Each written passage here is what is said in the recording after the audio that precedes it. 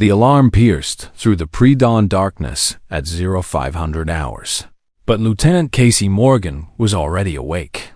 She'd been lying in her narrow military bunk for 20 minutes, staring at the ceiling and mentally rehearsing the day's flight procedures. While the other pilots at Forward Operating Base Phoenix would roll out of bed 20 minutes before briefing, Casey was already lacing up her boots. The hangar felt like a cathedral in the early morning silence. Casey's footsteps echoed as she approached the UH-60 Black Hawks lined up like sleeping giants. Her hands moved with practiced precision across each aircraft, running pre-flight checks. On helicopters, she might never actually pilot. She cleaned windshields until they sparkled, checked fuel levels twice, tested radio frequencies 3 times, and organized emergency equipment with the kind of military precision that would make a drill sergeant weep with pride. When the primary pilots finally arrived, Captain Derek Harris, leading the pack with his trademark swagger, their helicopters were ready for immediate deployment. "Morning backup," Harris would say with a dismissive nod, barely acknowledging her existence.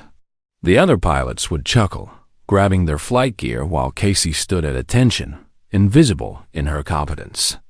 But Casey's personnel file told a different story than her daily reality. She'd scored 3rd highest in the entire Air Force during advanced simulator examinations. Her tactical knowledge was encyclopedic, her emergency response times faster than pilots with twice her experience. Her instructors had called her a natural-born aviator with ice water in her veins. There was just one problem. Casey stood exactly 5 feet 6 inches tall. Military regulations required 5 feet 8 inches minimum for primary pilot designation. 2 inches of bone and muscle had determined her entire career trajectory.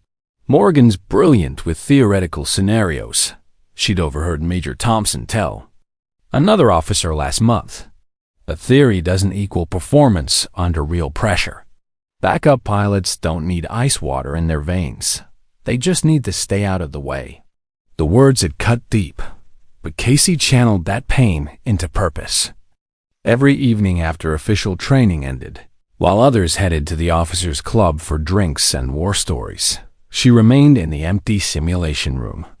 She ran impossible scenarios, system failures at maximum altitude, engine fires during combat, emergency landings in hostile territory. Her motivation wasn't about proving anyone wrong. It was about keeping a sacred promise. Lieutenant Kyle Morgan had been her idol, her mentor, her big brother. He died in a mid-air collision during a dangerous rescue operation, saving 12 soldiers trapped behind enemy lines. The night before his final mission, he'd found Casey studying flight manuals in their parents' kitchen. "Flying isn't about being the best pilot in the room, Casey," he'd said, sitting beside her. "It's about being ready when someone needs you most. The sky doesn't care about your ego. It only cares about your preparation." Casey had made a vow at his funeral, standing before his flag-draped coffin. She would finish what he'd started. She would carry his dreams into the clouds, even if she had to do it from the backup seat. For 3 years, she'd been the eternal understudy, watching lead pilots make mistakes she could have prevented, learning every mechanical sound, every instrument warning, every emergency protocol. What the other pilots saw as dead weight, Casey saw as an education worth more than any formal training. Her commanding officer had once told her, "You're reliable, Morgan. That's exactly why you're backup. We need someone we can absolutely count on when things go sideways." It was meant as a compliment, but it felt like a life sentence. As Casey finished her morning checks and watched the sun rise over the mountains of Afghanistan, she wondered if she'd ever get the chance to prove that being ready was more important than being tall. The base was stirring to life now. Mechanics were firing up equipment, ground crews were hauling fuel trucks, and the morning briefing would start in 15 minutes. Casey straightened her uniform, grabbed her flight helmet, and headed toward the briefing room. She didn't know it yet, but today would be the day her 3 years of preparation would matter more than anyone could imagine. Today, being ready, would mean the difference between life and death for 6 people who had never bothered to learn her first name. The mission briefing was routine, a medical evacuation to Forward Operating Base Delta, transporting 3 wounded soldiers to advanced surgical facilities. Captain Harris would pilot. Casey would observe and learn from the best, as Harris liked to say. "Try not to break anything important while I'm flying," Harris joked during pre-flight, drawing laughter from the other crew members. Casey forced a professional smile while internally cataloging every switch, gauge, and warning light. Captain Harris was a decorated combat veteran with genuine skills, but his arrogance created dangerous blind spots. During their ascent, Casey monitored secondary instruments while Harris focused on primary flight controls. 20 minutes into the flight, she noticed subtle anomalies, slight electromagnetic interference, unusual radio static, temperature, variations that didn't match weather reports. "Sir, our communications are experiencing intermittent interference," Casey reported through her headset. "Could indicate electronic jamming equipment in the area." Harris barely glanced at the radio. "Displays. Mountains contain metal deposits, Morgan. Completely normal interference patterns. You backup pilots see conspiracies everywhere." Casey wasn't satisfied. Through high-powered binoculars, she systematically scanned the terrain below. Dense forest canopy stretched for miles, but something felt wrong. Her training had taught her to trust instincts backed by evidence. There, hidden beneath carefully arranged branches, were 2 heat signatures that didn't belong in nature. Too symmetrical, too strategically positioned, too consistent with prepared fighting positions. "Captain Harris, I'm detecting 2 thermal anomalies at 2 o'clock, approximately 1 click southeast. They appear to be in defensive positions consistent with anti-aircraft placements."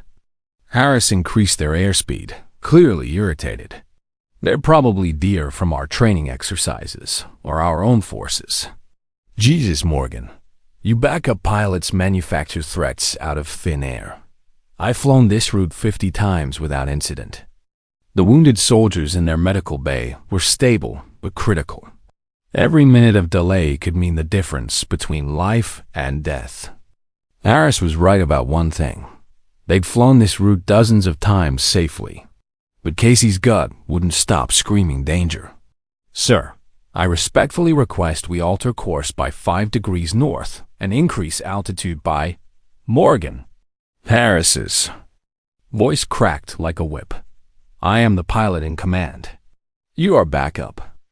That means you observe, you learn, and you keep your theories to yourself unless I specifically ask for them.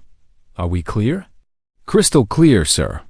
Casey's voice was steady, but her hands were trembling slightly as she continued monitoring the instruments.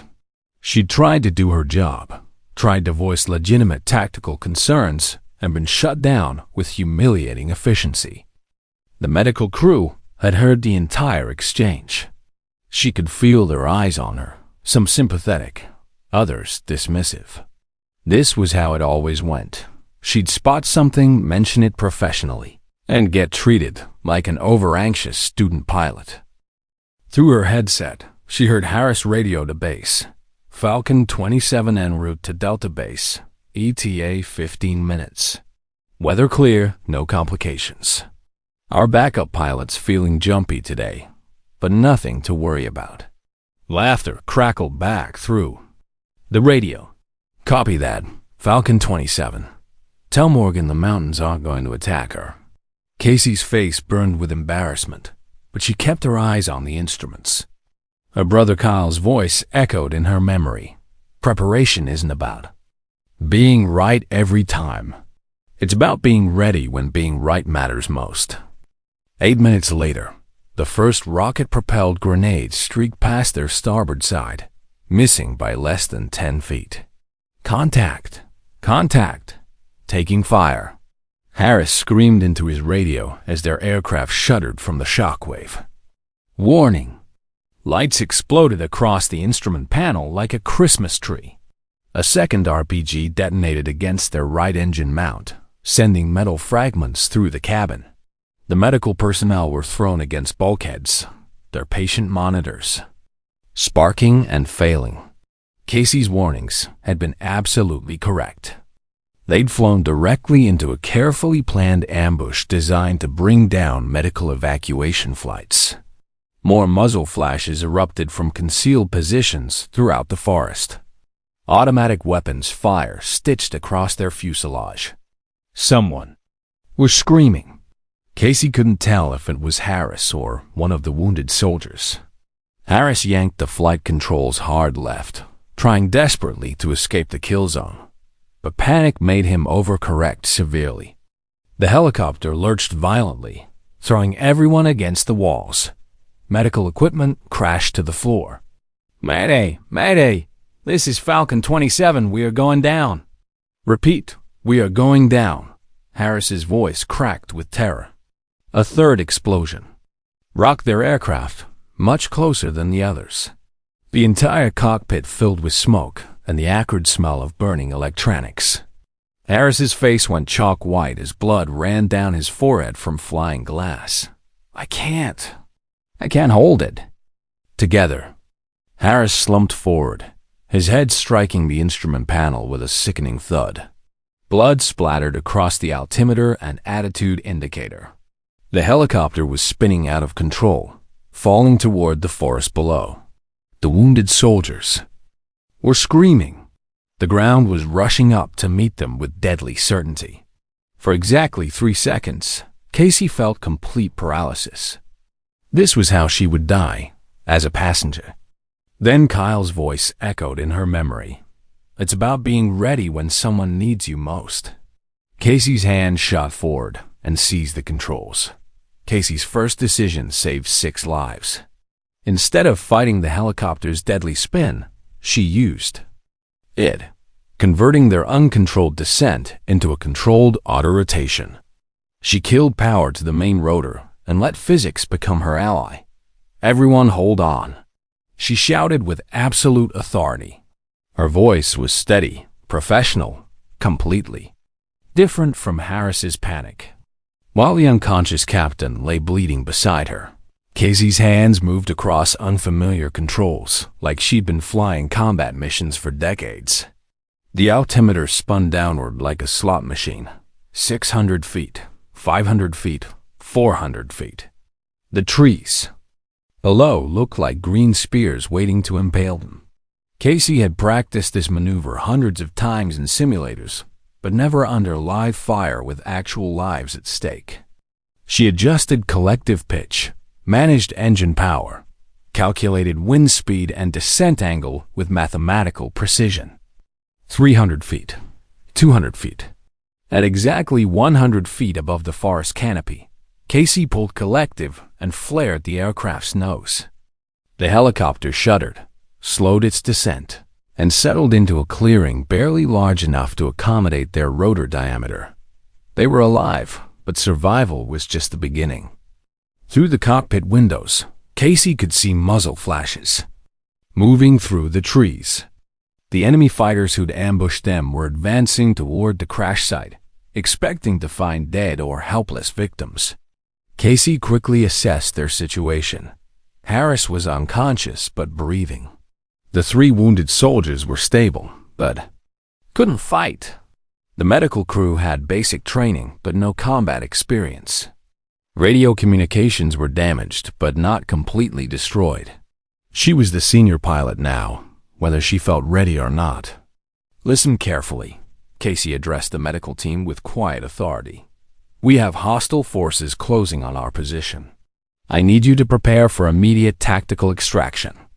But the helicopter took serious damage, one medic protested, pointing at holes in the fuselage. Can this thing actually fly? Casey was already running comprehensive diagnostics, her fingers dancing across control panels. Right side armor was compromised, but not critical.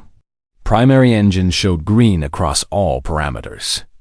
Hydraulic systems were stable. Most importantly, weapon systems remained fully operational. "Shoot fly," Casey said grimly. "The question is whether we can fight our way out alive." The enemy voices were getting closer. Casey could hear them coordinating through the forest, believing they had cornered helpless prey. They were planning to capture or kill everyone aboard. They had made a fatal miscalculation. But as Casey prepared to fire up the engines, a new problem emerged. Through her damaged radio, she heard Captain Rodriguez's voice crackling from base command. "Falcon 27, what is your status?" "Harris, respond immediately."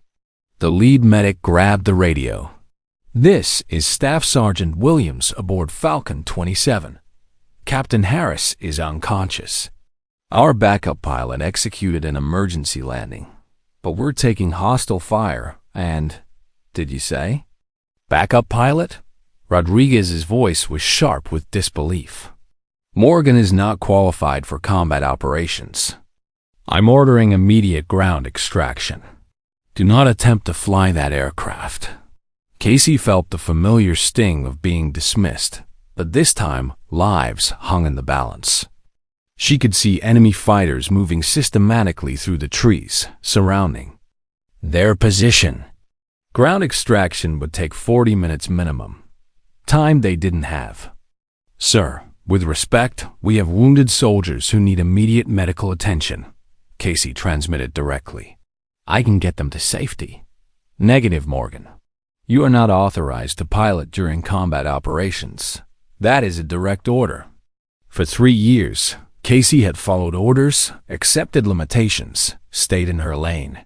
She'd watched from the backup seat while others made decisions, led missions, earned recognition. The system had kept her grounded because of 2 inches of height, despite her superior skills and preparation. But the system wasn't here in this forest clearing with enemy fighters closing in. "Copy that, sir," Casey said into the radio, then quietly switched to a different frequency. She looked at the medical crew, who were watching her with a mixture of hope and terror. "Are you with me?" Staff Sergeant Williams, a combat medic with 15 years of experience, studied Casey's face. For a long moment, he'd seen her dedication, her preparation, her competence over the past year. While other pilots treated backup crew like furniture, Casey had always treated him as a professional equal. "I've been flying with you for 8 months, Lieutenant," Williams said quietly. "I've watched you prepare for missions like your life depended on it. If you say you can get us out of here, I believe you." The other medics nodded agreement. They'd rather trust the pilot who'd already saved their lives once than wait for a rescue that might never come. Casey fired up the engines and lifted off before the hostiles could react to her movement.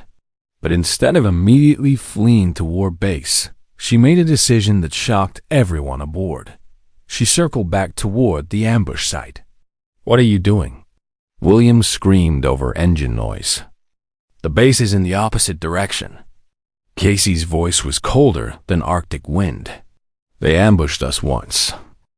They will not get a second opportunity." What happened next would become legendary in military aviation circles, but it would also make Casey Morgan the most controversial pilot in the Air Force. She was about to save 6 lives and end 7 military careers in the span of 15 minutes. The question was whether her superiors would court-martial her or pin medals on her chest. Casey brought the helicopter in low and fast, using terrain features to mask her approach. She engaged the enemy positions with surgical precision, using the aircraft's mounted weapons to suppress their advance. The fighters who had been hunting them suddenly found themselves being hunted by someone with superior training and equipment. But Casey's real genius was tactical coordination. While engaging enemy positions, she'd been in radio contact with a quick reaction force that had been dispatched after Harris's initial distress call. Casey provided precise coordinates and covering fire, allowing friendly ground troops to overrun.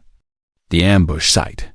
When the engagement ended, 7 enemy fighters were captured alive with 0 friendly casualties. The wounded soldiers were successfully evacuated to medical facilities. Casey set the helicopter down at their home base with textbook precision. Her landing was so perfect the ground crews later measured it. She touched down within 2 inches of the designated spot. As the rotors wound down, Casey saw something she'd never experienced before. The entire base personnel had emerged from buildings and hangars. Word of the backup pilot's heroics had spread like wildfire. Captain Harris was conscious now, helped from the aircraft by medical personnel. He looked at Casey with something approaching reverence. "I've been flying for 15 years, he said quietly. "I have never witnessed anything like what you just accomplished." Casey didn't respond immediately. She was completing post-flight checks with the same methodical precision she'd demonstrated for 3 years as a backup pilot. Finally, she looked up at the assembled crowd. "Just doing my job, sir." But everyone knew they'd witnessed something extraordinary. The celebration lasted exactly 47 minutes. Major Thompson arrived with 2 military police officers. "And a face like thunder. Lieutenant Morgan, you are confined to quarters pending investigation. You directly disobeyed orders from your commanding officer and engaged in unauthorized combat operations." The crowd of well-wishers fell silent. Casey felt the familiar weight of military hierarchy pressing down on her. She'd saved 6 lives, captured 7 enemy fighters, and prevented future ambush on medical flights. But she'd done it while officially unauthorized to pilot during combat. "Sir, I can explain," Casey began. "No explanations, Lieutenant. You were ordered to remain grounded. You were told that backup pilots are not qualified for combat operations. Instead, you took matters into your own hands and endangered military personnel with your reckless behavior." Staff Sergeant Williams stepped forward. "Sir, with respect, Lieutenant Morgan saved our lives. Captain Harris was unconscious. We were. Taking enemy fire and ground extraction would have taken Sergeant Williams. You are not qualified to assess pilot competency," Thompson snapped. Morgan's actions, while potentially heroic, violated direct orders and established protocols. There are reasons we have height requirements, experience thresholds, and command structures. Casey felt something breaking inside her chest. She'd spent 3 years proving herself, 3 years preparing for exactly this moment, 3 years being told she wasn't good enough despite evidence to the contrary. She'd finally had the chance to show what she could do, and the system was punishing her for excellence. "Permission to speak freely, sir?" Casey's voice was dangerously quiet. Thompson's eyes narrowed. "Granted. For 3 years, I have followed every order, respected every protocol, and accepted every limitation placed on me because of factors beyond my control. I have watched inferior pilots make dangerous mistakes while being told I'm not qualified to prevent them. Today, I saved 6 lives because I was prepared when others weren't. If the Air Force wants to court-martial me for that, then this organization has lost sight of its mission." The crowd was dead silent. Several pilots were nodding agreement, but nobody dared speak. Thompson's face flushed red. "You are dismissed, Lieutenant. Remain in quarters until further notice. Your wings are suspended pending full investigation." As Casey walked away, she heard Williams talking to another medic. "They're going to crucify the best pilot on this base because she's 2 inches too short and saved our lives without permission." That night, alone in her quarters, Casey stared at a photo of her brother Kyle in his dress uniform. She'd tried to honor his memory, tried to carry forward his dreams, but the system had decided that following rules was more important than saving lives. She was facing the end of her military career for the crime of being excellent at the wrong moment. But Casey Morgan had learned something important in that forest clearing. She'd learned that preparation without opportunity was meaningless, but preparation combined with courage could move mountains. The Air Force might ground her wings, but they couldn't ground her spirit. She pulled out a notebook and began writing. If they wanted to investigate her actions, she'd give them plenty to investigate. She was going to document every safety violation, every missed opportunity, every time superior officers had ignored legitimate tactical concerns because they came from a backup pilot. The system had taught her to stay quiet and follow orders. But the system had also taught her to be thorough, methodical, and absolutely prepared. They were about to discover that Casey Morgan had been preparing for more than just flying. Casey's investigation began at 0300 hours. While the base slept, she sat in her quarters with 3 years' worth of flight logs, incident reports, and maintenance records spread across her desk. What she discovered made her blood run cold. The ambush that nearly killed them wasn't random. It was the 4th attack on medical evacuation flights in 6 months, following an identical pattern. Each time, pilots had reported unusual electromagnetic interference before being attacked. Each time, those warnings had been dismissed as backup pilot paranoia or equipment malfunction. Casey cross-referenced the attack sites with her own detailed tactical notes, observations she'd been making for 3 years while sitting in backup seats, watching and learning. The pattern was clear. Enemy forces had been studying their flight routes, communication frequencies, and standard operating procedures. More disturbing, Casey found evidence that her warnings about tactical vulnerabilities had been systematically ignored. She'd filed 17 separate reports about suspicious terrain features, unusual radio interference, and potential ambush sites. Every single report had been dismissed without investigation. But Casey's real breakthrough came when she discovered Regulation 67-42A, buried deep in Air Force operational guidelines. The regulation clearly stated that in life-threatening emergencies, any qualified pilot could assume command regardless of official designation, provided they possessed the necessary technical certifications. Casey possessed every certification required. Her height restriction applied only to primary pilot assignments, not emergency command situations. She'd been operating completely within military law. At 0600 hours, Casey requested a meeting with Colonel Patricia Davis, the base's staff judge advocate. Davis was known as a no-nonsense lawyer who cared more about facts than politics. "Colonel, I need to discuss the legal implications of yesterday's incident," Casey said, placing a thick folder on Davis's desk. Davis reviewed the materials for 20 minutes without speaking. Finally, she looked up with raised eyebrows. "Lieutenant, are you telling me that Major Thompson ordered you to remain grounded despite Regulation 6742, giving you full authority to act?" "Yes, ma'am. And I believe there's been a pattern of ignoring legitimate tactical intelligence that directly contributed to yesterday's ambush." Davis leaned back in a chair. "These are serious allegations, Lieutenant. If proven, they could end several careers. With respect, ma'am, they already ended mine when I chose to save lives over following illegal orders." Word of Casey's legal research spread through the base like wildfire. Pilots who'd been privately supporting her became publicly vocal. Staff Sergeant Williams and his medical team filed formal statements praising her actions. Even some of the primary pilots began questioning why the most competent aviator on base had been relegated to backup status. Captain Harris, still recovering from his head injury, made an unexpected visit to Casey's quarters. "I owe you an apology," he said quietly.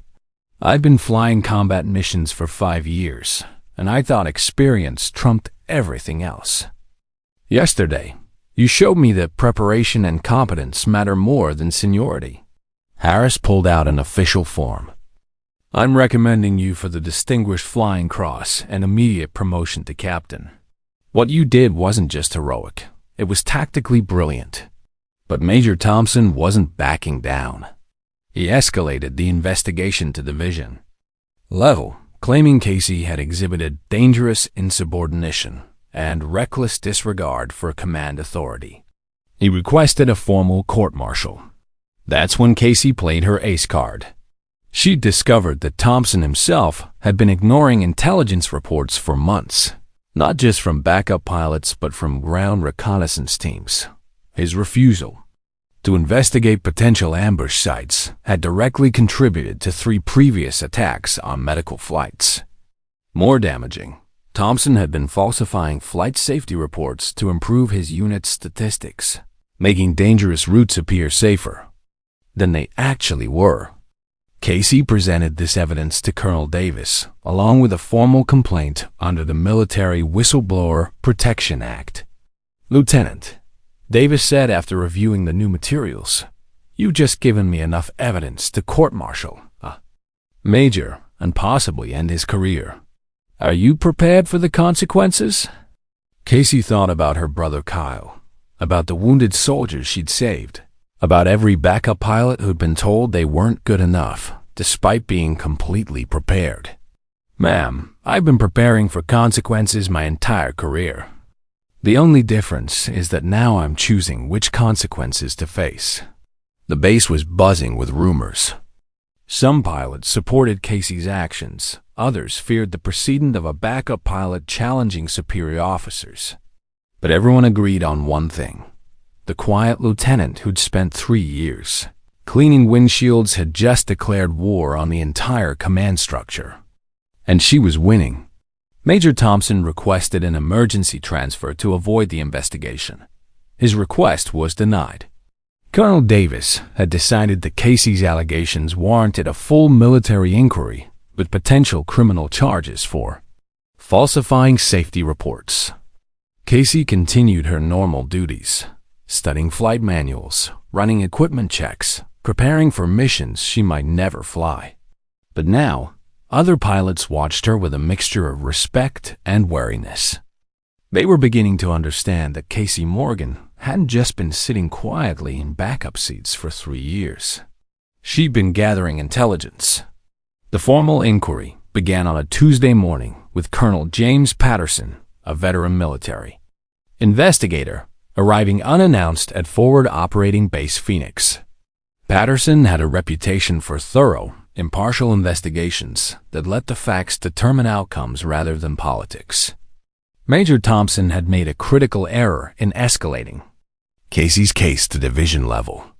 Instead of keeping the matter internal, where he could control the narrative, he'd attracted attention from investigators who cared more about military law than unit politics. Patterson's first interview was with Staff Sergeant Williams and his medical team. Their testimony was devastating for Thompson's position. Lieutenant Morgan's warnings were specific, accurate, and completely ignored, Williams stated under oath. She identified the exact location of enemy positions 12 minutes before we were attacked. Major Thompson's standing orders were to disregard tactical intelligence from backup pilots because they manufactured threats out of thin air. The second medic, Corporal Jennifer Hayes, added, "We've been flying with backup pilots for 8 years across 3 deployments." Morgan's preparation and tactical awareness exceeded every primary pilot we've worked with. Her emergency response saved our lives and the lives of 3 critically wounded soldiers. Patterson then interviewed the quick reaction force that had responded to Casey's coordinates. Sergeant First Class Michael Torres testified that Casey's tactical guidance had been textbook, perfect, and resulted in capturing 7 enemy fighters without friendly casualties. Lieutenant Morgan provided precise coordinates, accurate enemy strength estimates, and coordinated our ground assault while simultaneously engaging hostile positions from the air, Torres stated. "In my 15 years of combat operations, I've never seen better battlefield coordination from any pilot." But Patterson's most damaging discovery came when he reviewed 3 years of flight safety reports. Thompson had been systematically ignoring intelligence about potential ambush sites, not just from Casey, but from multiple sources. Ground reconnaissance teams had identified suspicious activity along medical evacuation routes. Electronic warfare specialists had detected unusual jamming patterns. Intelligence analysts had warned about increased enemy interest in disrupting medical flights. All of these warnings had been dismissed or buried in Thompson's reports to higher command. Even worse, Patterson discovered that Thompson had been altering official flight records to make dangerous routes appear safer than they actually were. It downgraded threat assessments, minimized equipment malfunctions, and failed to report several near-miss incidents involving backup pilots identifying threats that primary pilots had missed. When Patterson confronted Thompson with this evidence, the Major's response was telling. "Those backup pilots don't understand the bigger picture," Thompson said during his formal interview. "They see patterns where none exist. They lack the experience to distinguish between legitimate threats and routine operational conditions." If we investigated every concern raised by backup personnel, we'd never complete any missions. Patterson's report was clinical in its assessment. Major Thompson's systematic dismissal of legitimate tactical intelligence created dangerous operational conditions that directly contributed to multiple enemy attacks on medical evacuation flights. His failure to properly investigate threat assessments and his alteration of official safety records violated multiple military regulations and endangered personnel under his command. The report recommended Thompson's immediate removal from command and formal charges under the Uniform Code of Military Justice. But Patterson wasn't finished. His investigation had revealed a broader problem with how the Air Force utilized backup pilots. Casey wasn't the only highly qualified aviator being wasted in secondary roles due to arbitrary physical requirements. Patterson interviewed 12 backup pilots across 3 bases. Every single one had superior technical scores, extensive tactical knowledge, and documented instances of identifying threats or problems that primary pilots had missed. Yet none had been given opportunities to demonstrate their capabilities in leadership roles. The Air Force is systematically underutilizing some of its most competent pilots due to outdated physical requirements that have little correlation with actual flight performance.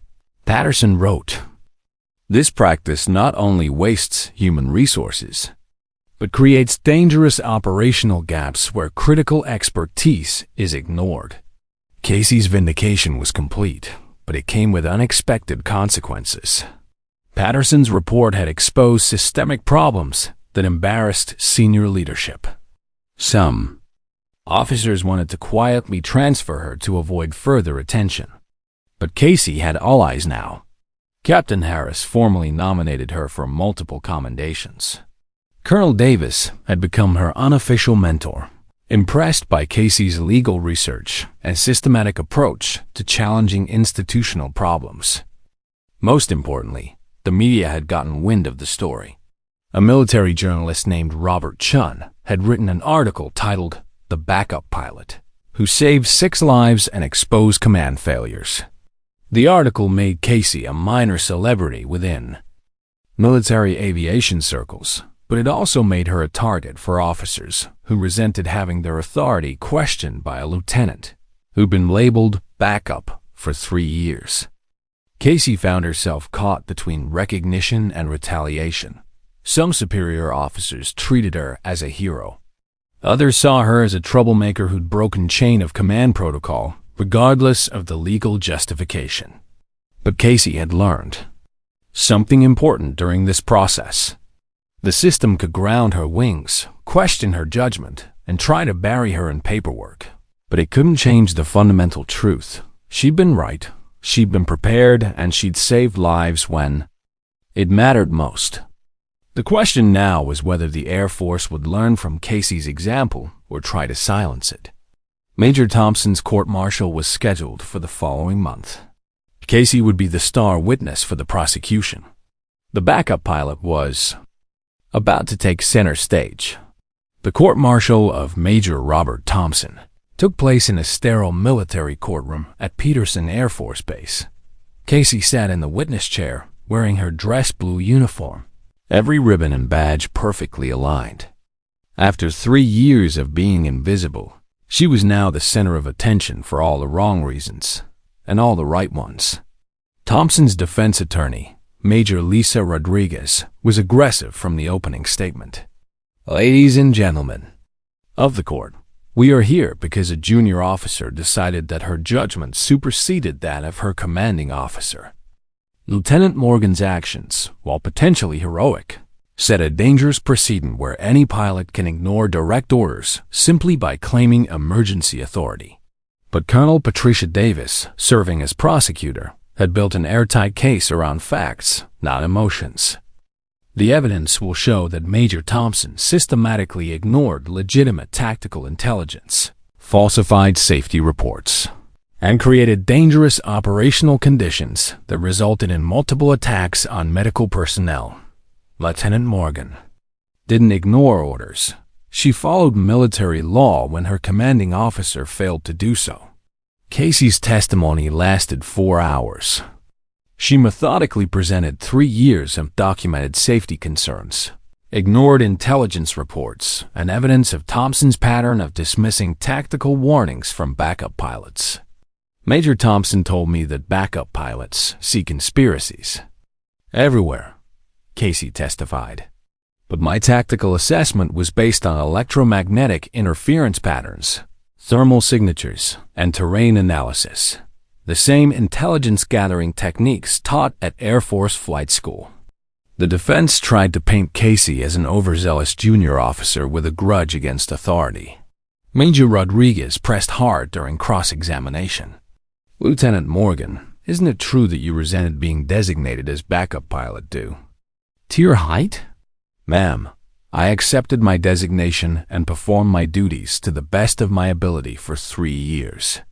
But you felt qualified to make tactical decisions reserved for senior officers." Casey's response was devastating in its simplicity. "Ma'am, I felt qualified to save lives when senior officers were about to let people die." The courtroom fell silent. Rodriguez tried a different approach. "You deliberately disobeyed a direct order from your commanding officer. How do you justify that?"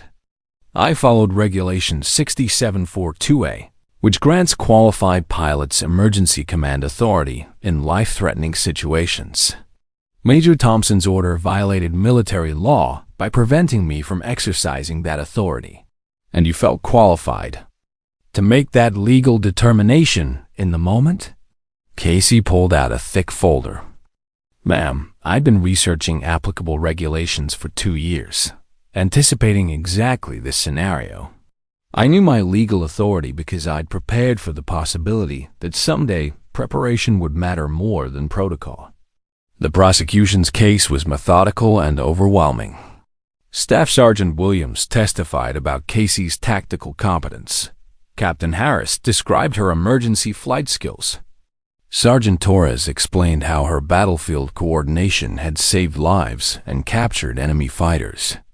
But the most damaging testimony came from Colonel Patterson's investigation. He discovered that Thompson's falsification of safety reports had contributed to 17 separate incidents across 6 months, including 3 medical flights that had been attacked using patterns Casey had identified weeks earlier. Major Thompson's systematic dismissal of intelligence from backup pilots created a culture where legitimate threats were ignored because of the source rather than the content. Patterson testified. Lieutenant Morgan's actions weren't insubordination. They were the natural result of preparing for responsibilities that senior officers had abdicated. Thompson's defense crumbled when recordings emerged of him dismissing tactical warnings with phrases like, "Backup pilots don't understand real combat," and "Theoretical knowledge doesn't equal practical experience." The most damning evidence was Thompson's own words during a staff meeting. "I don't care what the backup pilots think they see. Their job is to shut up and learn, not to question decisions made by real combat veterans. Casey had recorded that meeting legally following whistleblower protection protocols Colonel Davis had taught her.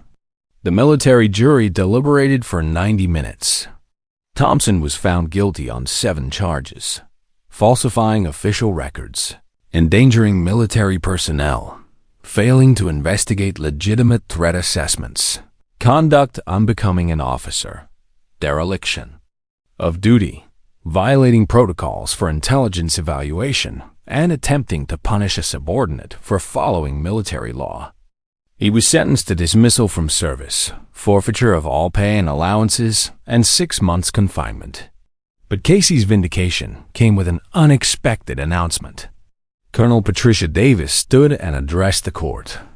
Lieutenant Morgan's actions expose systemic problems with how the Air Force utilizes backup pilots and evaluates tactical intelligence. Effective immediately, she is promoted to captain and assigned as chief flight instructor for emergency response training. Her mandate is to develop protocols ensuring that tactical expertise is recognized regardless of official designation. The courtroom erupted in applause from the dozens of pilots, ground crew, and support personnel who had traveled to witness Casey's testimony. Captain Derek Harris was the first to approach Casey after the verdict. "I owe you more than an apology," he said quietly. "I owe you my life and my career. Everything I thought I knew about being a combat pilot, you've proven wrong." Staff Sergeant Williams clasped Casey's hand. "Captain Morgan, it's been an honor serving with someone who cares more about saving lives than saving face." But the moment Casey treasured most came when Colonel Davis pulled her aside after the ceremony. "Captain, you've just changed how the Air Force thinks about talent and preparation," Davis said. "Your brother would be proud." Casey felt tears threatening for the first time in months. "Ma'am, I just did what he taught me. I stayed ready." "No, Captain. You did something much harder. You stayed ready while everyone told you that being ready wasn't enough." 6 months later, Captain Casey Morgan stood in the same hangar where she'd spent 3 years cleaning windshields and running pre-flight checks as a backup pilot. But everything had changed. 12 new pilot candidates sat in chairs arranged in a semicircle, hanging on her every word as she explained advanced tactical assessment techniques. Half of them were former backup pilots from other bases, sent specifically to train under what had become known as the Morgan Standard. "Preparation isn't about being the smartest person in the room," Casey told her students. "It's about being ready when the smartest person in the room makes a fatal mistake." Her training program had revolutionized how the Air Force developed pilot talent. Instead of relegating backup pilots to passive observation, Casey's curriculum made them active. Tactical analysts, emergency response specialists, and leadership candidates. The results were dramatic. Incident reports dropped 40% across bases that implemented Casey's training methods. Emergency response times improved by an average of 8 minutes. Most importantly, tactical warnings from backup pilots were now taken seriously and properly investigated. Casey's personal story had spread far beyond military aviation. She'd been featured in Air Force magazine, interviewed by CNN, and invited to speak at the Air Force Academy about leadership under pressure. Marriage proposals arrived weekly from admirers who'd read about the backup pilot who changed everything. But Casey's proudest achievement was simpler. She'd kept her promise to Kyle. Every morning, she still arrived at 0500 hours, still ran meticulous equipment checks, still prepared with the same intensity that had defined her backup years. The difference was that now, when she spotted potential problems or identified tactical concerns, people listened. Major Thompson had been dishonorably discharged and was working as a civilian flight instructor at a small airport in Nebraska. His career had ended in disgrace, but Casey felt no satisfaction in his downfall. She'd learned that true victory wasn't about destroying opponents. It was about building systems that recognized excellence regardless of where it came from. Captain Harris had become her closest friend and strongest advocate. He'd requested assignment to Casey's training program, despite it being a step down from combat operations. I spent 5 years thinking I was a great pilot, Harris told new students during a guest lecture. Captain Morgan taught me the difference between being confident and being competent. Confidence gets you killed. Competence keeps everyone alive. The most meaningful change came in Air Force regulations. Regulation 67-42A had been expanded and clarified, explicitly stating that emergency command authority belonged to the most qualified pilot present, regardless of official designation or physical characteristics. Height requirements for pilot candidates had been revised to focus on cockpit accommodation rather than arbitrary measurements. Casey's case had prompted a review of all physical standards, resulting in opportunities for dozens of qualified candidates who'd been previously excluded. But Casey's greatest satisfaction came from the backup pilots who now trained under her supervision. She saw herself in their eager faces, their meticulous preparation, their quiet competence that others overlooked. "Remember," she told each, "graduating class, being backup doesn't mean you're second best. It means you're next in line. And when your moment comes, and it will come, the only question that matters is whether you're ready." On quiet afternoons, Casey would sometimes walk alone to the memorial wall where Lieutenant Kyle Morgan's name was engraved among other fallen aviators.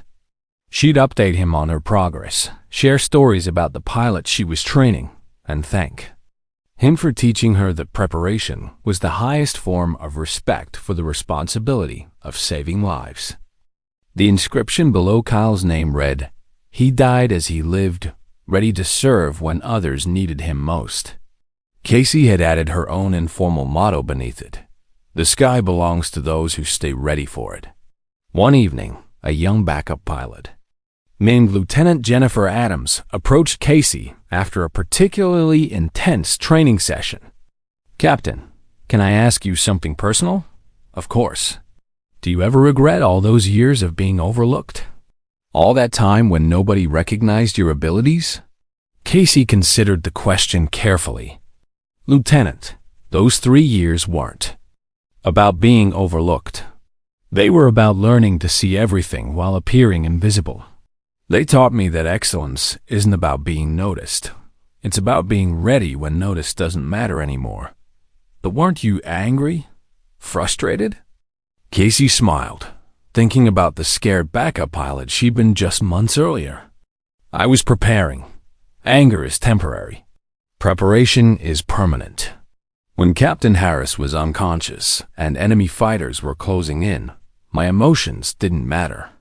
Only my readiness mattered. Adams nodded thoughtfully. "So you're saying the backup years were actually the most important part of your career?" "I'm saying every moment spent preparing is a moment invested in someone else's survival." The helicopter didn't care that I'd been called backup for 3 years. It only cared that I knew how to fly it when flying mattered most. Casey's story had become legend throughout the Air Force, but she knew the real test of her legacy would be measured in the pilots she trained and the lives they would save during their own moments of crisis. As she walked across the hangar floor, where her journey had begun, Casey felt the presence of everyone who had shaped her path. Kyle, who taught her about service. Harris, who learned humility. Davis, who showed her the principles mattered more than politics. And Thompson, who proved that authority without competence was dangerous for everyone. The backup pilot had become the standard by which all pilots were measured. But more importantly, she'd proved that readiness, patient, persistent, invisible readiness, was the most powerful force in aviation. Casey Morgan had spent 3 years waiting for her moment. When it came, she was ready.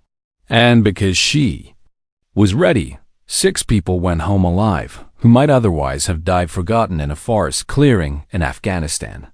That was enough. That was everything. The story ended where it began, with preparation.